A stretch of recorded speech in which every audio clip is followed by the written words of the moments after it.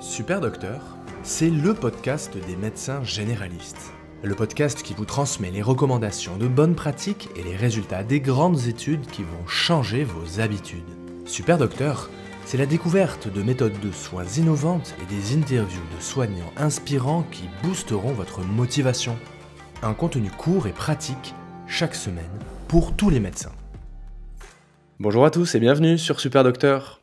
Vous commencez peut-être à savoir, chers auditeurs, que la médecine intégrative est une de mes passions et de mes manies, parce qu'elle représente, de mon point de vue, une voie privilégiée pour prendre soin de nous et de nos patients. La santé intégrative permet notamment de revenir aux fondamentaux de la santé et de la prévention, que nous avons tendance à mettre de côté. Nous intervenons malheureusement assez tard dans le parcours de soins de nos patients pour prescrire des médicaments, toujours trop nombreux sur nos ordonnances, ou des examens complémentaires sans cesse plus coûteux et spécialisés, et qui n'apportent pas toujours un avantage pour la santé de nos patients. Mon invité aujourd'hui partage ces valeurs, et consacre son temps et son énergie à promouvoir cette philosophie du soin qui se consacre à la promotion de la santé et à retrouver une relation de qualité entre le médecin et son patient. Elle s'appelle Claire Bérardi, elle est médecin généraliste et professeure de yoga, et je vous propose d'aborder dans cet épisode avec elle des conseils pratiques de santé intégrative que l'on peut appliquer soi-même et recommander à nos patients. Bonjour Claire. Bonjour Mathieu. Merci beaucoup d'être là avec moi aujourd'hui. Merci à toi pour l'invitation surtout. Je suis super contente d'être là sur ce podcast avec toi. Claire, est-ce que tu peux me dire pour toi qu'est-ce que c'est la santé intégrative ? Ouais, carrément. Alors pour moi, la santé intégrative, c'est vraiment une prise en charge globale du patient, tant sur le plan physique que mental, émotionnel. Et pour ce faire, je trouve que le mieux, c'est qu'il y ait une collaboration entre la médecine allopathique, la médecine conventionnelle telle qu'on la pratique nous, mais aussi certaines médecines complémentaires, comme ça peut être des médecines ancestrales et millénaires comme l'Ayurveda ou la médecine chinoise, ou encore certains points de naturopathie. Et en fait, ce que ces médecines complémentaires ont en commun, c'est qu'en fait, elles visent vraiment la prévention par l'hygiène de vie. Et ça, c'est vraiment, je trouve, quelque chose qu'on n'apprend pas assez, malheureusement, dans notre pratique à nous de médecine allopathique, et qui pourtant est vraiment essentielle et hyper importante pour prévenir l'installation de pathologies chroniques, et aussi pour accompagner les patients dans leurs pathologies chroniques, et essayer de réduire le bruit et l'impact des symptômes qui peuvent être vraiment handicapants au quotidien pour nos patients. Ok, c'est vrai que c'est toujours très compliqué à définir, je trouve, la Ouais. médecine et la santé intégrative. Chacun a un petit peu ses critères. Et ça commence quand même mondialement et nationalement à s'organiser. On a en France le CUMIC, le Collège universitaire des médecines intégratives. Merci pour cette définition de ta santé intégrative. Ça prend en compte beaucoup de routines santé et je sais que tu en pratiques certaines. Est-ce que tu peux nous décrire quelles sont tes routines santé et lesquelles tu conseilles pour tes amis ou tes patients ? Oui, totalement. Après, je pense que chacun a ses petites routines à soi, mais je trouve qu'effectivement, c'est important d'avoir des petites routines simples qu'on peut appliquer au quotidien, qui prennent pas beaucoup de temps. C'est vrai qu'un des trucs basiques que je recommande souvent aux patients et que moi j'applique vraiment toute l'année, mais que je recommande en particulier en hiver, c'est le lavage de nez. C'est quelque chose qui vient de l'Ayurveda et ça peut être quelque chose qu'on prescrit nous. Je sais pas si tu connais, tu sais, le Rhino Horn. Tout à fait, j'en ai un. Voilà, qu'on peut acheter en pharmacie. On met de l'eau tiède et du sel. On essaye de faire une dilution proche donc du sérum physiologique et de venir se laver le nez en fait à grande eau. C'est vraiment quelque chose qui permet de limiter du coup les infections de la sphère oropharyngée, enfin surtout nasopharyngée pardon. Et c'est vraiment un petit geste simple qui fait vraiment la différence, surtout en hiver. Et je pense que si tous nos patients le faisaient, on verrait beaucoup moins en cabinet de médecine générale toutes ces personnes qui viennent pour les petites rhinopharyngites. Et donc ça, c'est vraiment un petit geste, je trouve, qui est hyper important. Et moi, Est-ce je que le fais tu as toute la l'année. dilution ? Alors, la dilution, du coup, pour faire comme le sérum physiologique, c'est de mettre, on peut préparer 1 litre d'eau en avance, on met 9 grammes de sel dedans. Sinon, personnellement, j'avoue que j'ouvre juste mon robinet pour mettre l'eau tiède et je mets 3 bonnes pincées de sel. Évidemment, faire attention à la qualité du sel qu'on utilise. Plutôt partir sur tout ce qui est sel d'Himalaya, qui est exempt de plastique, de microparticules de plastique, et qui est aussi un sel qui est peu raffinée et où on n'a pas d'anti-agglomérants et d'autres additifs qu'on peut avoir dans des sels industriels vraiment classiques, très raffinés. Super, donc le lavage de nez, le matin et le soir? Alors matin et soir, surtout en hiver si on est encombré, mais vraiment tous les matins déjà, c'est quelque chose de génial si on pense à le faire et qui fait la différence. Et je trouve qu'après on peut plus s'en passer. Vraiment, j'ai converti mon mon copain à ça et depuis il ne peut plus s'en passer. Il était un peu réticent au début et Excellent. maintenant il peut plus s'en passer carrément. Super. Est-ce que tu as une autre routine? Oui, on en avait un petit peu discuté. C'est vrai, il y a le gratte-langue, pareil, qui nous vient de l'Ayurveda. Il y a quelques études aussi qui montrent que ça améliore un petit peu le côté mauvaise haleine chez les personnes qui sont sujettes à ça. C'est un gratte-langue, vous irez voir sur internet, ça peut être soit en inox, soit en cuivre. Le cuivre a vraiment des vertus aussi antibactériennes. Et on vient délicatement gratter sa langue et retirer en fait toutes les particules. Donc on le fait le matin, j'ai oublié de préciser. Et en fait, ce qui se passe dans la nuit, c'est qu'il y a pas mal de bactéries de l'œsophage qui remontent un petit peu dans la bouche. Il peut y avoir quelques petites toxines. Et donc, avec ce gratte-langue, on va vraiment les éliminer. Et ça, pareil, pour l'hygiène de la sphère buccale, c'est vraiment hyper intéressant. Ça m'a beaucoup intrigué, le Oui, grattage de c'est langue, vrai. je ne savais pas. Et pourquoi il faut pas se brosser la langue? Parce que par contre, les brosses, elles sont pas faites pour, elles vont vraiment irriter la langue. Elles peuvent créer vraiment des micro-lésions. Alors que ce gratte-langue est vraiment fait pour ne pas créer de lésions. Très bien. Est-ce que tu aurais une troisième routine à nous conseiller? Une troisième petite routine, j'ai envie de dire la plus simple, et je pense qu'une des routines qu'on recommande le plus à nos patients, c'est de boire assez d'eau, tout simplement. Une eau de qualité. L'eau du robinet, on se rend compte de plus en plus qu'elle est pas très propre à la consommation, qu'il y a pas mal de métaux lourds. Selon les villes aussi, on peut avoir des résidus de médicaments qui ne sont pas éliminés dans les stations d'épuration. Donc je trouve notamment si on est un homme, c'est peut-être problématique d'avoir les résidus de pilules ostroprogestatives. C'est un sacré perturbateur endocrinien. Donc d'avoir une eau qu'on peut filtrer par exemple ou une eau de source de qualité. Très bien, parce qu'il paraît que même dans certaines eaux en bouteille, il y a des résidus plastiques. Oui, alors il y a toujours cette problématique des résidus de microplastiques. Il faut savoir que globalement, quand même, le plastique des bouteilles sont des plastiques qui sont très stables. La partie la moins stable, on dirait, et qui risque de relarguer le plus les microplastiques, les microparticules de plastique, ça va être le bouchon des bouteilles. C'est pour ça que c'est vraiment essentiel de stocker ces bouteilles d'eau à la verticale. Et même dans les supermarchés, on voit, elles sont stockées à la verticale, pas à l'horizontale. Mais je suis d'accord que l'idéal, c'est de s'acheter un système de filtration avec des filtres un peu spécifiques. Moi, j'aime bien les systèmes Berkey ou English Berkefeld. C'est des filtres à gravité. Et en fait, l'eau est obligée de passer par le filtre. English Berkefeld fait des doubles revêtements où il y a de la céramique et à la fois du charbon activé. Il y a même un revêtement fluoride, ils appellent ça, donc qui va chélater aussi le fluor qui est présent en excès dans certaines canalisations et dans l'eau du robinet. Donc ça, c'est vraiment des filtres qui sont assez sûrs et qui donnent une eau qui est vraiment pure. Exemple de toxines, de bactéries, de résidus de médicaments, de métaux lourds. Voilà, donc ça, c'est une bonne option. Petit investissement au début, mais qui est vraiment vaut le coup pour la suite et on fait des économies plutôt que d'acheter des packs d'eau, effectivement. Ok, c'est super intéressant. Tu es aussi professeur de yoga, donc j'imagine que le matin, tu te lèves, tu as une petite routine de mouvement. Est-ce que tu pourrais nous conseiller peut-être une ou deux postures et puis le bienfait qu'on peut en attendre? Carrément. Alors déjà, une des premières choses, je trouve, à faire et qui est une des bases, un des piliers du yoga, c'est la respiration. Et prendre le temps, juste, je dirais même 2 minutes, 5 minutes, de s'asseoir calmement le matin et prendre le temps de respirer. D'avoir une respiration par le nez et par le ventre. Donc, c'est-à-dire qu'on inspire par le nez, on laisse bien le ventre gonfler, et on expire encore par le nez, on laisse le ventre dégonfler.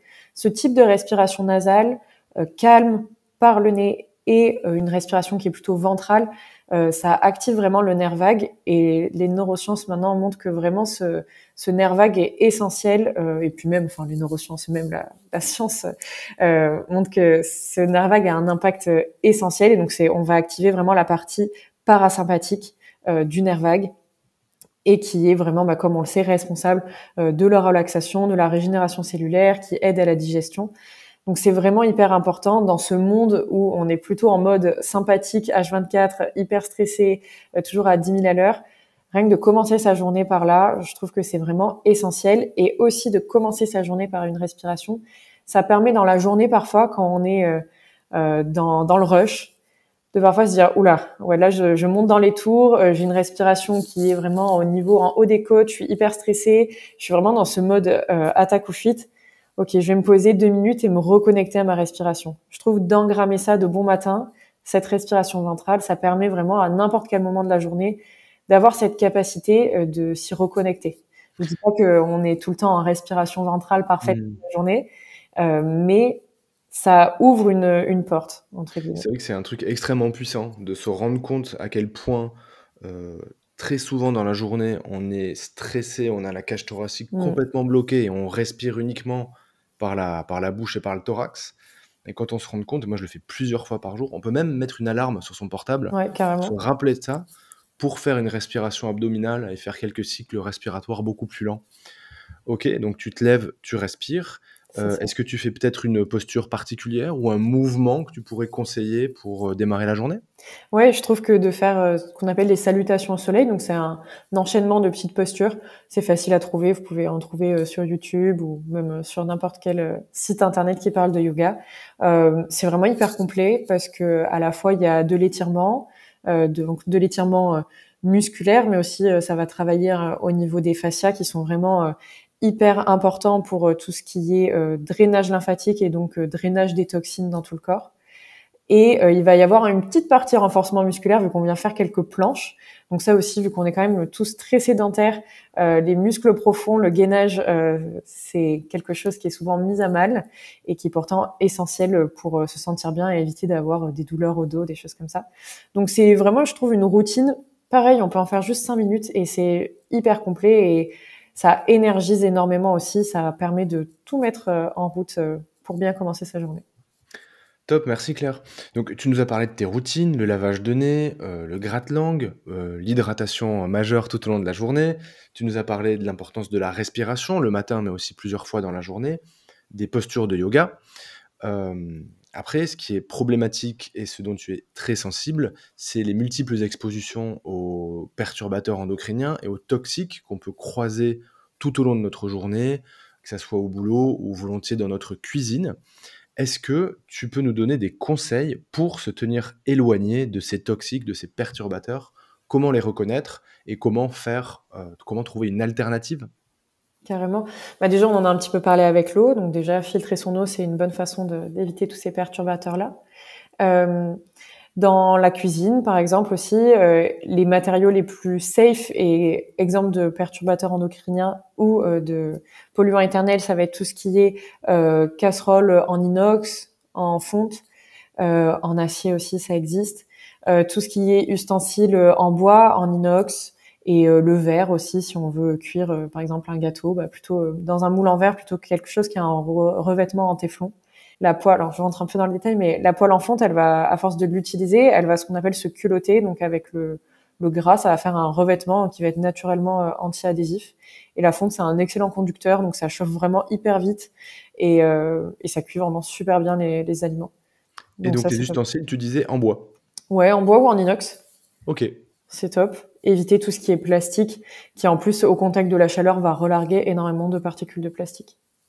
très bien. Est-ce qu'il y a d'autres perturbateurs ou toxiques qu'on pourrait éviter? Bien sûr, bah après, je pense à tout ce qui est cosmétique.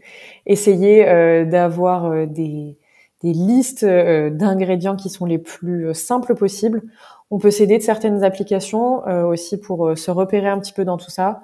Il y a l'application Yuka qui est pas mal, mais personnellement, moi, je préfère l'application INCI Beauty, genre INCI. En fait, c'est les listes officielles d'ingrédients en tout ce qui est cosmétologie et qui nous explique justement dans tel cosmétique il y a tel ou tel ingrédient, ceux-là sont ok, ceux-là il y a un risque présumé et ceux-là il y a un risque qui est avéré. Donc c'est bien, ça permet de faire des choix qui sont vachement éclairés et d'être quand même guidé. Moi j'avoue que je suis pas une professionnelle non plus de cosmétologie, je pourrais pas te donner la liste de tous les ingrédients qui sont toxiques. Mais voilà, il faut aller se tourner, je trouve, vers des compositions les plus naturelles possibles. Même faire attention à tout ce qui est bio. Parfois, dans le bio, il y a des composants qui sont quand même synthétiques et autorisés dans du bio. Donc, un cosmétique bio, c'est pas forcément quelque chose qui est safe. Vraiment essayer d'être sur des compos les plus simples, les plus naturels possibles. Par exemple, pour tout ce qui est hydratation de la peau, je trouve qu'une huile végétale brute, ça va être très bien. Un hydrolat végétal aussi, ça sera très bien. Voilà, il faut pas aller beaucoup plus loin avec des crèmes, avec des compos à rallonge. Enfin, je sais qu'en plus sur les réseaux, sur Internet, maintenant c'est très à la mode les routines skincare avec 18 Mhm. 18 étapes dans la routine. Je pense que ça, pour le coup, il faut vraiment faire le plus simple possible. C'est hyper important pour notre santé. Très bien, donc on fait gaffe à la cuisine, on fait gaffe aux cosmétiques. Est-ce qu'il y a Mm. d'autres choses éventuellement à reconnaître? Je pense que c'est déjà pas mal et Ok. évidemment après dans tout ce qui est alimentation, essayer de limiter les aliments qui sont transformés, industriels, qui contiennent beaucoup d'additifs. Ça, tous ces additifs-là, ils peuvent avoir un vrai impact sur notre santé. Ok, justement, on va y venir à l'alimentation. Tu nous demandes justement de manger plutôt des aliments bruts. Est-ce qu'il y a de grosses erreurs alimentaires qu'on peut faire au quotidien et des choses que tu pourrais nous conseiller pour avoir une alimentation de qualité et saine? Ouais. Alors, il y a plusieurs piliers, moi je trouve, qui sont importants pour avoir une alimentation saine. Et j'ai envie aussi de casser ce mythe de l'alimentation saine, c'est manger de la salade, pas du tout. C'est juste de s'assurer, encore une fois, de pas manger des choses trop transformées, une alimentation qui est assez brute, qu'on va cuisiner soi-même. Si on peut privilégier du bio, mais attention, encore une fois, du bio qui est plus local, de saison. Le bio importé de je ne sais quel pays où c'est pas du tout des produits de saison, on sait que ce bio-là maintenant il est pas comment dire, il respecte pas déjà la même charte que le bio français parfois et du coup même si c'est bio, il y a quand même pas mal de produits qui sont autorisés dans ce bio-là et je pense que c'est pas quelque chose qui est bon pour notre santé. Ok. Donc essayez de manger vraiment local de saison. Et essayer d'avoir une alimentation aussi un petit peu entre guillemets vivante avec une certaine portion de cru, surtout des légumes crus qui vont nous apporter beaucoup de vitamines. Essayer d'ajouter aussi un petit peu de lacto-fermenté, de tout ce qui est fermenté tout court dans notre alimentation, qui sont vraiment des probiotiques naturels. Donc que ça soit des légumes lacto-fermentés, du jus lacto-fermenté, de la choucroute, comme le kéfir, le kombucha. Tout ce qui est fermenté, ça va être quand même bon pour notre intestin, notre microbiote et in fine, du coup, pour notre immunité, notre santé et notre vitalité. Excellent, ok. C'est vrai que c'est des conseils qu'on entend pas tellement en fait. C'est vrai, tu trouves? Franchement, Moi, je baigne tellement dedans, je j'ai pense que je l'habitude me des rends pas compte. recommandations OMS, tu sais, des trucs, avoir autant de portions de protéines, de lipides, de glucides, manger un peu de viande, un peu de poisson, et cetera. Mais tu vois, les ferments, j'y pense pas, les légumes crus, Ouais. j'y pense pas non plus.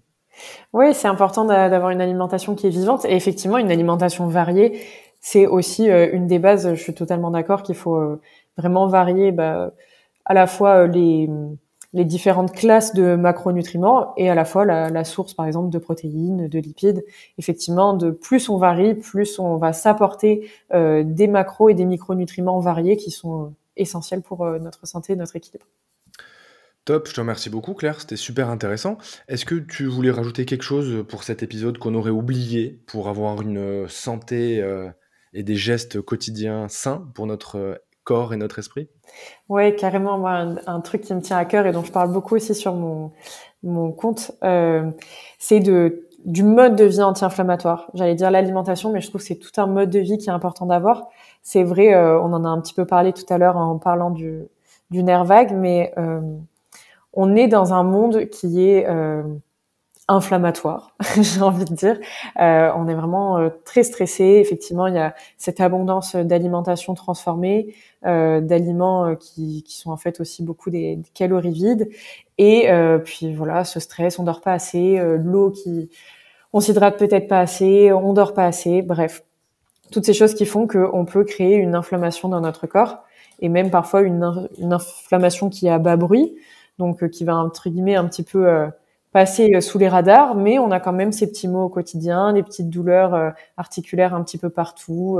On sent que la digestion, elle est quand même un petit peu fatiguée, on dira aussi, on a un mauvais sommeil. Et par rapport à tout ça, je pense que c'est essentiel d'être à fond dans la prévention et d'avoir justement ce mode de vie qui est anti-inflammatoire. Déjà, ça passe par l'alimentation, par tout ce qu'on a dit, même de limiter parfois certaines choses qui peuvent être plus inflammatoires que d'autres. Finalement, pas mal d'études montrent que des bons référentiels en termes d'alimentation santé pour la longévité aussi et plutôt anti-inflammatoire, c'est le modèle méditerranéen.